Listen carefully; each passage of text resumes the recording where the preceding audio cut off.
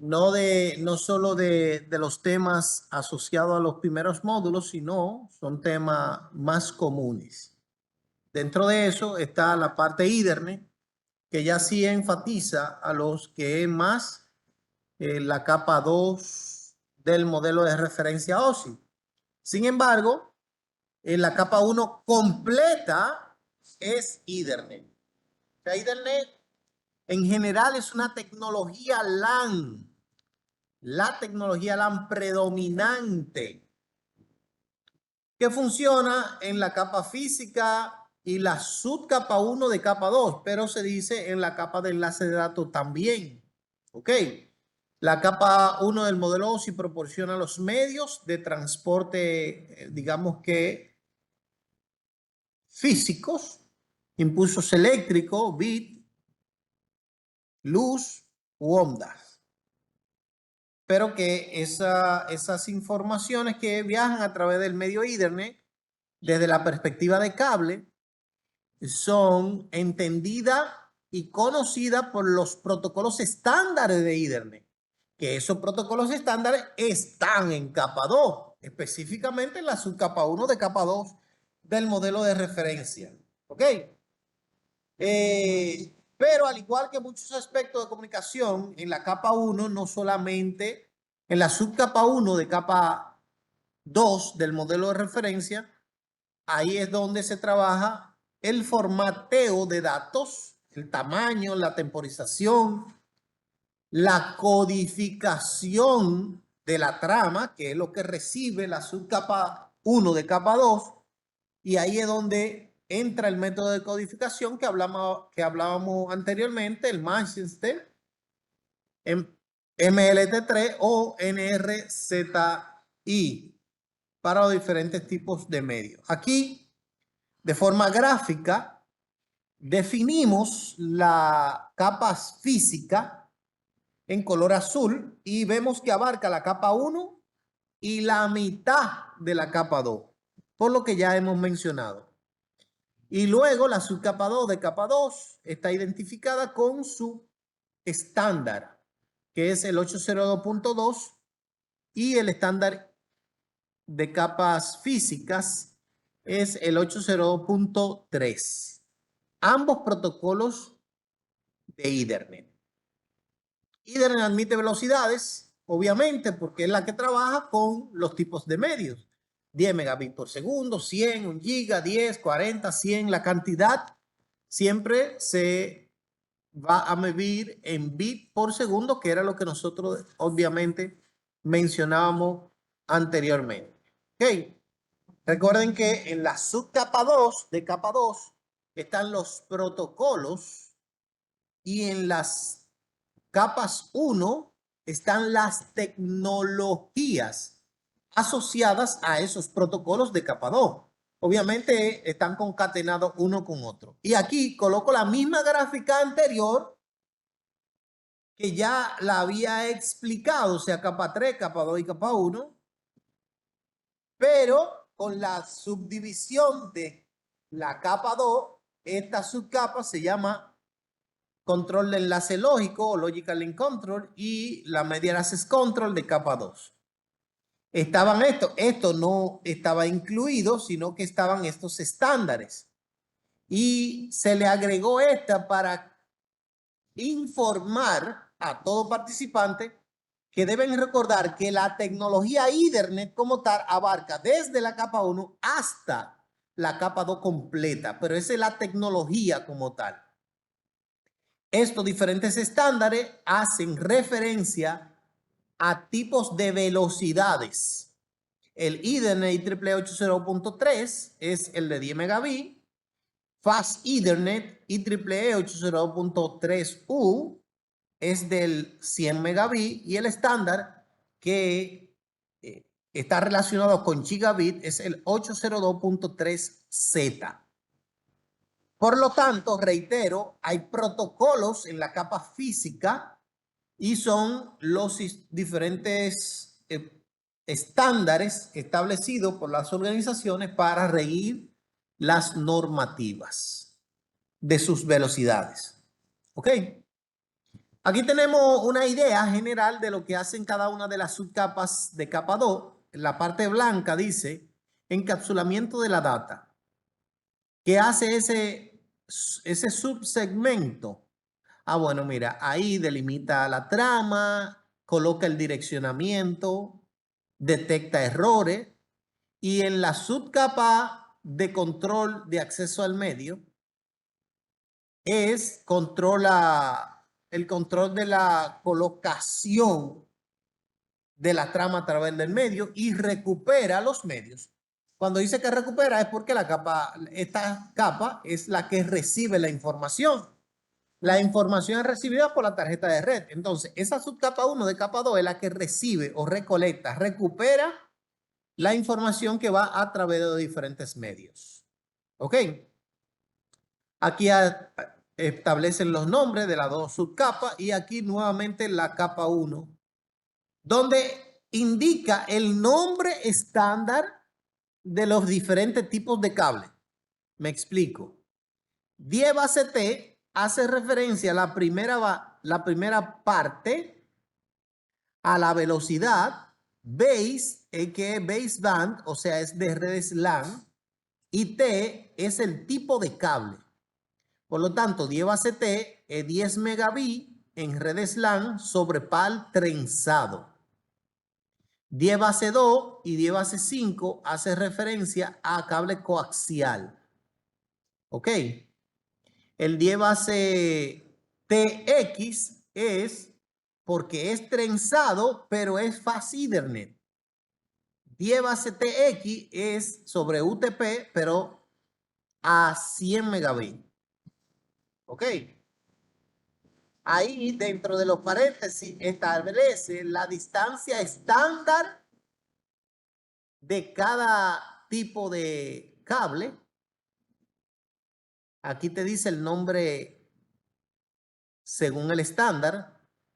1000 bases CX, 25 metros, 150 ohmiaje, que es la resistencia sobre cable UTP. O sea que, y aquí el tipo de conector que utiliza este tipo de cable. O sea que básicamente cada uno de estos que están en gris son los nombres de los cables que utilizamos frecuentemente. O sea, cuando te están haciendo alusión a 100 megabits, no te pueden decir Ethernet. Se entiende porque ya conocemos que Ethernet es el estándar, perdón, es la tecnología, pero si te está hablando de una red a 100 megabits, el concepto real es fácil. Yo voy a seguir diciéndole Ethernet, bueno, pero es porque yo quiero, no porque no sé que lo correcto es fácil. Entonces, ustedes, como actuales o futuros administradores de la infraestructura, debemos iniciar especificando los términos correctos. ¿Ok? Bien. Entonces, yéndonos también a una información que no sirve para nada, pero bueno, es información que es importante manejarla, porque esto no lo podemos probar, sino que es la intención de Cisco que nosotros entendamos cómo funciona el campo de una trama. O sea, a nivel de capa 2 ya sabemos que en la capa 1 diferentes tipos de métodos que realmente es corriente, que se representa por dígitos binarios 1 y 0 y demás. Pero en capa 2, ¿qué sucede? Porque la capa 2, recuerden que en el proceso de entramado, datos, segmentos, paquetes, tramas y bits, ya sabemos cómo funcionan los bits, pero cómo funciona la trama. Cuando se habla del entramado, que esa capa 2 le agrega un campo de inicio de trama y uno de fin, es porque lógicamente, como es la última capa lógica, de ahí hacia abajo lo que se maneja es corriente, impulso eléctrico, no se maneja nada de inteligencia.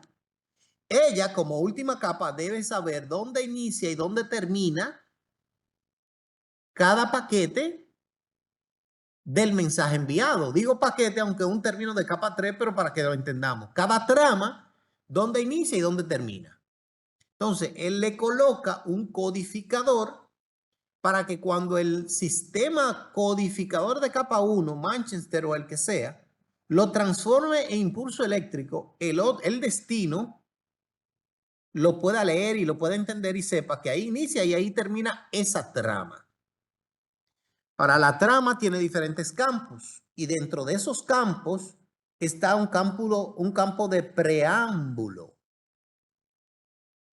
y delimitador de inicio de trama. Aquí es donde te dice, aquí inicia y te da un preámbulo de qué es lo que contiene la información del campo de datos. Ese es como el sobre que te dice, aquí te envío los $1,500. Luego del campo de dirección MAC destino, recuerden que el destino en los campos de las tramas y también de paquete van primeros el destino. Bien, esa es la información que tiene el sobre adelante que dice destinatario fulano de tal. Porque si no pone el destino primero, se devuelve la carta. ¿Ok? Bien. Internamente, luego del campo destino, está el campo de dirección origen, profe, pero destino y dirección origen ¿de qué? Recuerden que estamos a nivel de capa 2 y capa 2 lo que maneja es direcciones MAC. La MAC ADRE, la que tiene la dirección de la tarjeta de red. Y esto es MAC ADRE destino y dirección MAC de origen, de quien envía. Luego hay un campo llamado campo de tipo, que te dice qué tipo de Ethernet es, si es 10 megabits, 100 megabits, 1 gigabit, etcétera, etcétera. Luego el campo de los datos, que es lo que se envió, que es lo que viene siendo el primerito de arriba, datos, segmentos y todo ese entramado. Aquí es donde están las informaciones de las capas superiores. Y luego hay un campo llamado fin de trama o FCS, un CRC llamado Cyclical Redundant Check, un chequeo de ciclos redundantes. Este campo, el FCS, hace un macheo con el preámbulo para poder saber si el campo de los datos se corrompió o no. O sea, una vez llegado los datos, él verifica en la parte de adelante del sobre que dice $1,500. Entonces, aquí no puede aparecer $100. Porque entonces él devuelve para atrás la información diciendo, mira, en el campo de redundancia de chequeo, no me dio el cálculo de lo que llegó, de lo que está aquí en el campo de los datos con el campo o lo que hice el preámbulo. Lo más lógico que tú recibes es que tú verifiques lo que dice en el sobre y que lo que dice el sobre corresponda al contenido que tiene. Si no, eso fue adulterado. En el caso de la data, esa información se vio afectada. Recuerden que eso es transparente para ustedes. Ustedes no lo controlan ni tiene forma ni de delimitar cómo lo recibió ni cuándo lo envió. Eso es automático, pero así es que funciona. En la diapositiva de lo que era el día 0, la diapositiva de los capítulos 0, hablábamos de que la dirección MAC tenía una estructura y en esa ocasión nosotros fuimos al command prompt y ejecutamos el comando ipconfig /AWL o el /all y decíamos que este direccionamiento es llamado direccionamiento físico, plano, ¿ok? Y que está constituido por dígitos hexadecimales. Mírenlo ahí, los hexadecimales. Entonces, para eso es importante el sistema numérico hexadecimal, porque las permisologías, los permisos que nosotros vamos a asignar en las listas, puede ser una lista negra o una lista de blanca, una lista donde permíteme solo esto y lo demás niégalo. Si tú vas a negar la más cadre, tú debes colocar la más cadre como lleva y es el sistema numérico hexadecimal. Y luego cuando vayamos a trabajar con el sistema, con el direccionamiento de IPv6, IPv6 trabaja con hexadecimal. Entonces, para nosotros poder entender la parte de IPv6, tenemos que hacer la tarea. ¿Cuál? La que yo le asigné. Bien. Entonces, esta dirección, cuando hablábamos en esos capítulos, decíamos que es una dirección que está constituida por 48 dígitos binarios separados en octetos, en cuartetos, perdón, octetos representados en cuartetos, expresado de forma hexadecimal. 48 dígitos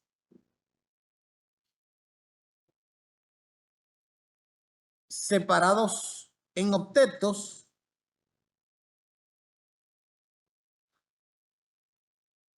separados los octetos en cuartetos y representado de forma hexadecimal.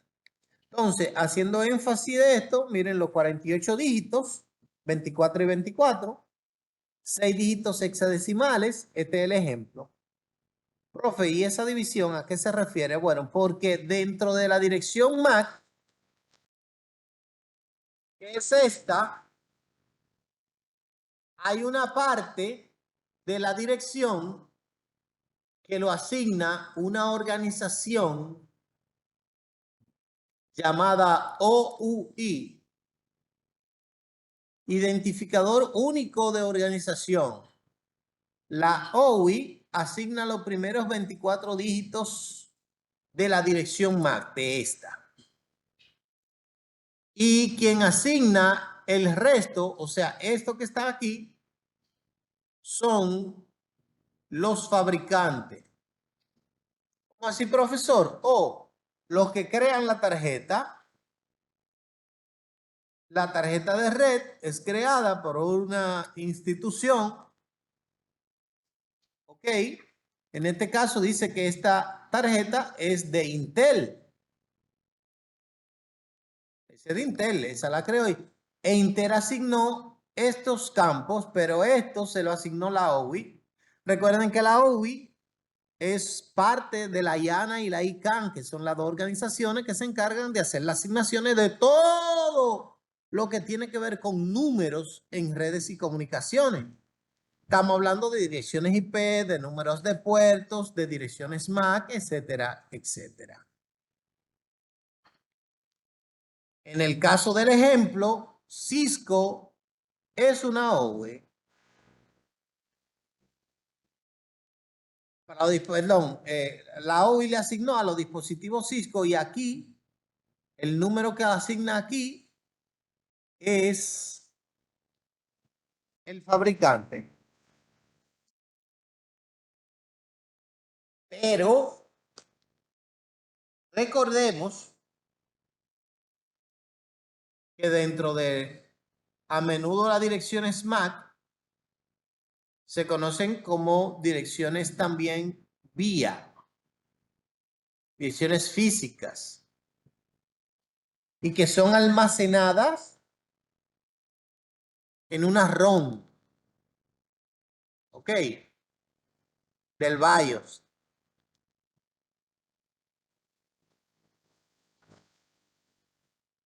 Pero del BIOS no del sistema operativo, sino en una ROM de la tarjeta de red, de la placa de circuito impreso, ¿ok? Que por eso es única.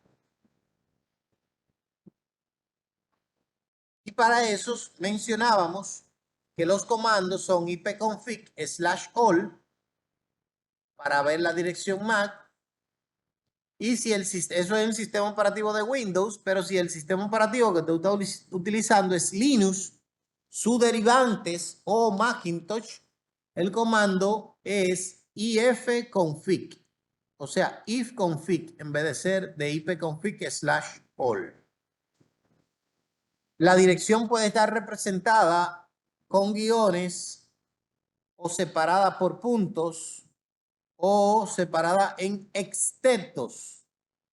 Extetos que son dos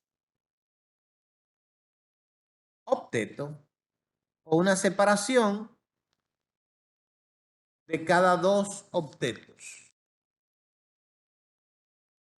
sea que cuando en redes LAN, cuando todo el mundo está conectado a un switch, cada una se conoce realmente por su dirección MAC, no por su dirección IP, porque están conectadas a un switch y un switch es de capa 2 del modelo OSI.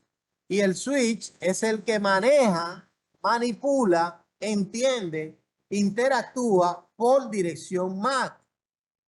Si todos estamos conectados a un switch y tenemos una dirección IP, pero cuando tú envías, le llega al switch, porque tú no estás conectado al router directamente. El router está conectado al switch y el switch le brinda el servicio que recibe del router. Pero como todo el mundo está conectado al switch, el switch conoce la MAC address de cada uno. Por lo tanto, el switch no utiliza la dirección IP para la comunicación entre ellos a nivel local. Porque la dirección IP capa 3, el switch no llega ahí, él no sabe qué hay ahí, de ahí para arriba. Bien. Observen bien, miren aquí que el campo de datos de usuario lleva una dirección origen y una destino de capa 3. Pero todo este campo, miren que lleva aquí, primero se verifica la dirección MAC del destino y del origen. Porque como viene bajando la información, datos, segmentos, paquete, capa 3, trama, capa 2, o sea que trama está más externa en el campo general de la trama. Bien. En el caso de direcciones MAC, recuerden que FF es todo encendido. Por lo tanto, FF, FF, FF, FF, esta que está aquí en la parte de abajo, sería la dirección broadcast de capa 2. Y una terminada en 255 sería el broadcast de capa 3. ¿Ok? Desde la perspectiva de las redes Ethernet, Ethernet está asociada a lo que es un switch, porque es un dispositivo LAN y Ethernet es una tecnología principalmente LAN. Está asociada a la dirección MAC y la dirección MAC es de capa 2 y es la que controla el switch. Cada dispositivo tiene una MAC address que es con la que se comunica. Entonces la dirección MAC se conoce en una tabla, que la tabla se llama tabla de direcciones, pero es conocida también como CAN. ¿Ella qué hace? Cada puerto, 1, 2, 3, 4 del switch, sabe a quién tiene conectada. Ah, mire, esta es la MAC address 000A, 000B, 000C, etcétera, etcétera. Entonces el switch dice, ah, bueno, mira, yo tengo aquí la A, la B, la C, la D, pero en este puerto me conectaron un hub, dispositivo de capa 1, que no es, que es bruto, una regleta con varias salidas. Y en el FASI del N9, en la I del N9, yo no tengo una, yo tengo la E y también la F. O sea que él registra en este puerto dos MAC cuando tiene un hub conectado, que son los switch, eso de 600, de 1000, de 1500 que nosotros compramos para resolver problemas y salir del paso y que nunca nos acordamos y lo dejamos ahí. Bien, recordemos, en este caso, bueno, en la parte de abajo, el switch, el dispositivo de capa 2, trabaja con velocidad y también con duplicidad. Está lo que es half duplex y full duplex. Half duplex es la comunicación que se da en un solo sentido. O habla o escucha, pero no ambos a la vez. Un ejemplo de eso son los walkie-talkie, los radios que utiliza la policía, que son 2 metros, o los radios aficionados, que eso se llaman 11 metros, que son los mismos que utilizan los taxistas. Adelante central J1, adelante J1 central. Central, J1 quiere comunicarse con S8. Y la central le dice, adelante S8, S8 central. S8 le dice, adelante central S8. Dice S8, J1 quiere comunicarse con usted. Adelante. Entonces J1 dice, adelante S8, adelante J1. Ah, mira, yo quiero esto y esto. Ese proceso es half duplex. Por eso los sistemas castrenses tienen una central y tú no puedes hablar con el que te dé tu gana en el momento que te dé tu gana. Porque como es al duplex, solo puede hablar uno a la vez a nivel nacional en el momento que alguien plaquea en el mismo canal una radio. Plaquear es presionar el botoncito, solo se va a escuchar a ese. Si alguien más presiona el botón, lo plaquea, entonces hace interferencia y no escucha nada. No se escucha nada. Nadie escucha nada. Entonces, ¿qué sucede? Los cuerpos castrenses, como utilizan comunicación half duplex, que aquí dice media, entonces dicen, no, espérate. Vamos a comunicarnos con la central y que sea ella la gestora de adelante J1, comuníquese con fulano, adelante. Entonces, al final, por eso dicen cambio. Cambio es el código para decir, ya terminé de hablar, tú puedes comunicarte o comenzar la comunicación. Porque si ambos hablan, entonces no se escuchan ninguno. Esa es la comunicación half duplex. La full duplex es como el celular. Tú puedes hablar y escuchar simultáneamente. Que sea una comunicación efectiva y asertiva ya son otros 500, pero puede hablar y puede escuchar de manera simultánea.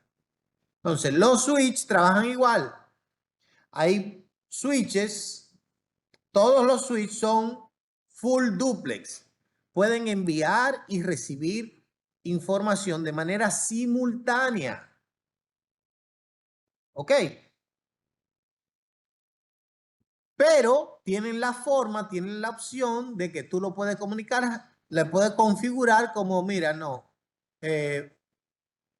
ponte half duplex. ¿Por qué razón? Bueno, por la razón que sea, qué sé yo. Tú te puedes inventar uno. Ahora, por defecto, los switch vienen configurados cada puerto de manera automática, tanto en velocidad como en duplicidad. O sea, él se coloca, él se adapta al que se conecta a él. Y los switch maneja algo llamado speed, la velocidad, o sea, 10 base 100, 10, 100 y 1000. Tú puedes poner un switch o comprar un switch 10 megabits. Si es 10 megabits, solo maneja 10 megabits. Ahora, 100 megabits, él va a transferir a 100 o se puede adaptar a 10. Si es de 1 giga, entonces se comunica a giga, a 100 y a 10. Claro, tú no vas a comprar uno de 100 y a configurarlo como si fuera de 1000. Eso sería un éxito, pero no sería rentable para el que hace el equipo. Por lo tanto, si tú eres de 100 megabits, no puedes transferir 1 gigabit. Tú viajas de 100 en 100. Si tú eres 1000, tú sí puedes transferir en 1000 a 100 y también a 10. Los superiores suprimen a los inferiores. ¿Ok? ¿Preguntas, dudas, aclaraciones, inquietudes?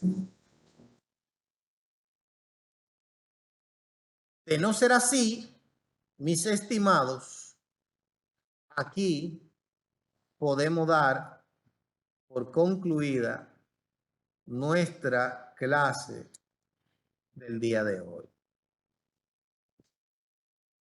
Obviamente, todos aquellos que no pudieron terminar de leer todo, terminen de leerlo, porque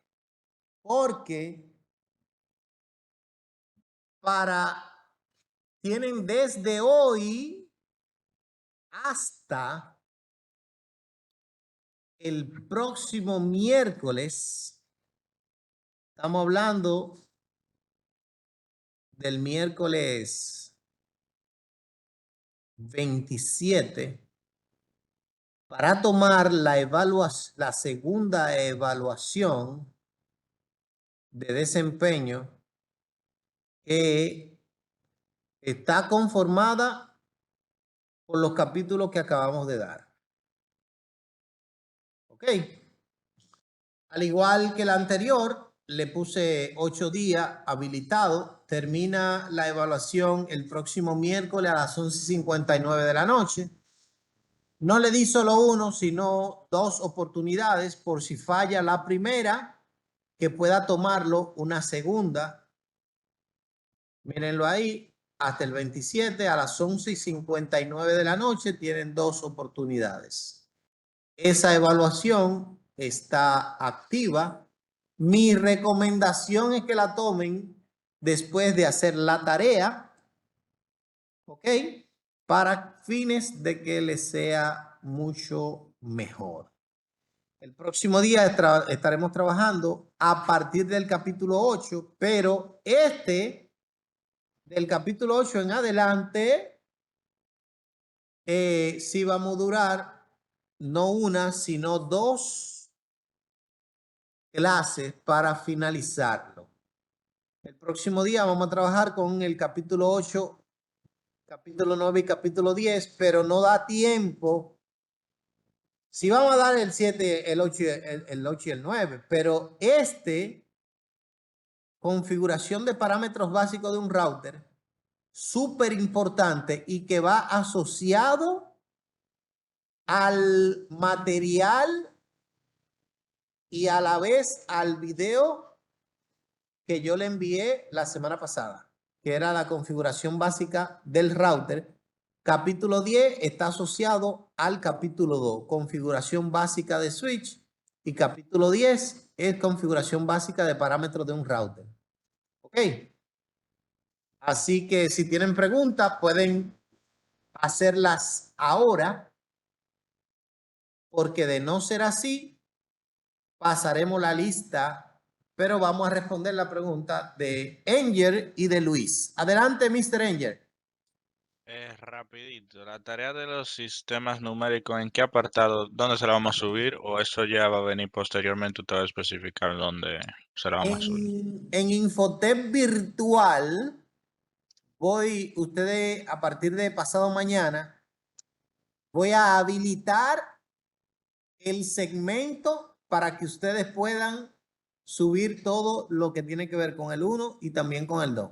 Recuerden que del examen que ustedes finaliza, haga un print screen con la nota que también tienen que subirlo. Chévere.